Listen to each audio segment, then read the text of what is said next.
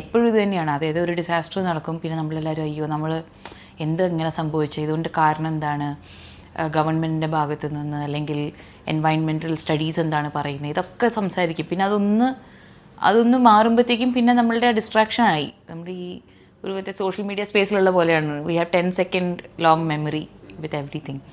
ഇതിപ്പോൾ ഒരു റെഗുലർ ചിന്തയാണ്. ഇതിപ്പോൾ ഇവിടെ നടന്നതിന് മുമ്പ് തന്നെ ഓൺ എ ഡെയിലി ബേസിസ് നമുക്ക് എന്ത് ചെയ്യാം എന്നുള്ളത് കുറച്ചും കൂടെ ഇതിനെപ്പറ്റി സംസാരങ്ങളും ഇൻസ്റ്റഗ്രാമിൽ സ്റ്റോറീസൊക്കെ ഇടുന്നതിന് കൂടുതൽ പ്രാവർത്തികമായിട്ട് ഞാൻ ചെയ്യുന്നുണ്ടോ ഇല്ലേ എന്നുള്ളതിലേക്ക് നമുക്കൊരു ചമ്മൽ തോന്നില്ല കുറച്ച് കഴിയുമ്പോൾ. നമ്മളിതിന് പിന്നെ സംസാരിക്കുന്നേ ഉള്ളൂ, ഒന്നും ശരിക്കും ചെയ്യുന്നൊന്നുമില്ല അതിനെ പറ്റിയിട്ട്. എന്നാൽ വലിയ വലിയ വാഗ്ദാനങ്ങളൊന്നുമില്ല, അത് ചെറിയ ചെറിയ കാര്യങ്ങൾ നമുക്ക് എന്ത് ചെയ്യാൻ പറ്റും അതിൽ നിന്ന് തുടങ്ങുക എന്നുള്ളതിലേക്കായിരുന്നു എൻ്റെ ഒരു ഇപ്പം കുറച്ചും കൂടെ.